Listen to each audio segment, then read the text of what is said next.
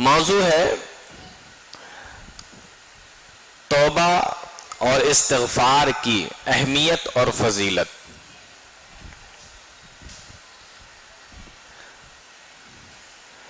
امام مالک رحمت اللہ علیہ سے کسی نے پوچھا، امام مالک کا نام سنا ہے نا؟ امام مالک رحمت اللہ علیہ سے کسی نے پوچھا کہ کون سی مصیبت رحمت ہے اور کون سی مصیبت عذاب ہے؟ تو امام مالک رحمت اللہ علیہ نے جواب دیا، جو مصیبت انسان کو اللہ سے دور کر دے وہ عذاب بھی ہے اور سزا بھی ہے، اور جو مصیبت انسان کو اللہ سے قریب کر دے وہ مصیبت رحمت بھی ہے اور اللہ کا انعام بھی ہے۔ انسان گناہ کرتا رہتا ہے اور اللہ سے دور ہوتا چلا جاتا ہے، اور پھر جب وہ توبہ کرتا ہے تو اللہ کے قریب ہوتا چلا جاتا ہے۔ ایک حدیث کے اندر آیا، اللہ کے نبی صلی اللہ علیہ وسلم نے ارشاد فرمایا، ان العبد اذا اخطا خطیئۃ نکتت فی قلبہ نقطۃ سوداء، بندہ جب کوئی ایک گناہ کرتا ہے تو اس کے دل پر ایک کالا سیاہ نقطہ بنا دیا جاتا ہے، ایک دھبا اس کے دل پر لگ جاتا ہے۔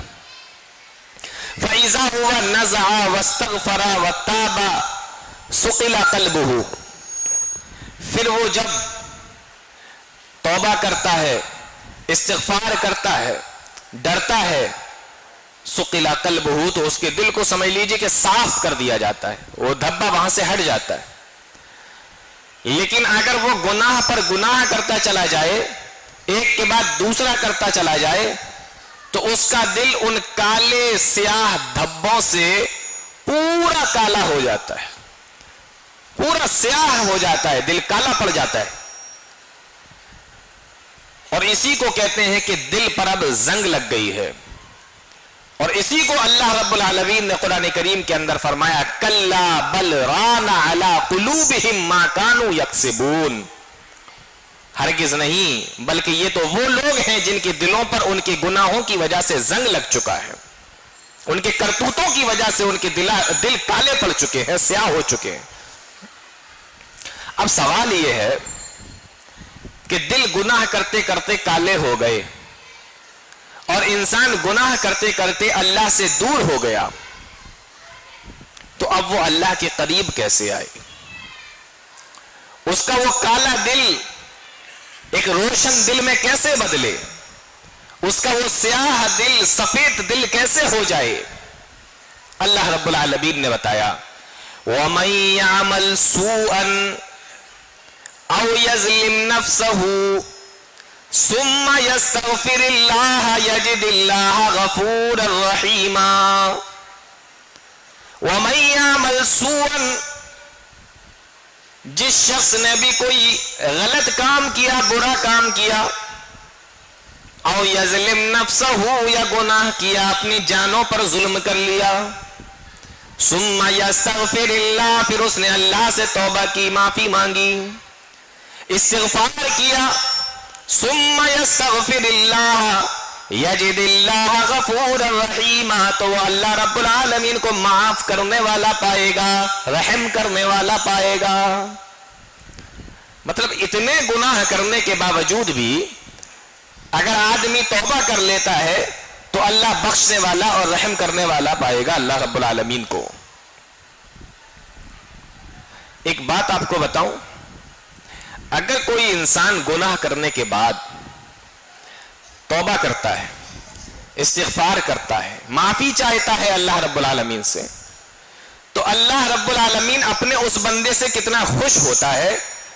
قرآن کریم کے اندر اللہ رب العالمین نے فرمایا، یا عبادی الذین اسرفوا علی انفسہم، یا عبادی الذین اسرفوا علی انفسہم لا تقنطوا من رحمت اللہ، اے میرے وہ بندو جنہوں نے اپنی جانوں پر ظلم کیا، یعنی جنہوں نے گناہ کر لیے، اے میرے بندو جنہوں نے اپنی جانوں پر ظلم کیا، جنہوں نے گناہ کر لیے، لا تقنطوا من رحمت اللہ، اللہ کی رحمت سے نا امید نہ ہو جاؤ، اللہ کی رحمت سے مایوس نہ ہو جاؤ. انہو لا تقنطوا من رحمت اللہ ان اللہ یغفر الذنوب جميعا، بے شک اللہ تو تمہارے تمام گناہوں کو بھی معاف فرما دے گا. انہو هو الغفور الرحیم، اللہ رب العالمین معاف کرنے والا رحم کرنے والا ہے. اس آیت میں اللہ رب العالمین نے بتایا کہ گناہ کرتے کرتے اس کی رحمت سے نا امید مت ہو جاؤ کہ اب کیسے گناہ معاف ہوں گے، اب اللہ ہمیں کیسے معاف کرے گا. اور اس آیت پر اگر آپ غور کریں گے تو آپ کو معلوم ہوگا کہ ایک بندے نے گناہ کے ڈھیر لگا دیے، گناہ کے انبار لگا دیے، لیکن اللہ نے کیا کہا؟ یہ نہیں کہا او بندو جنہوں نے ظلم کیا، گناہ کیے، میری رحمت سے نا امید مت ہو، بلکہ کیا کہا؟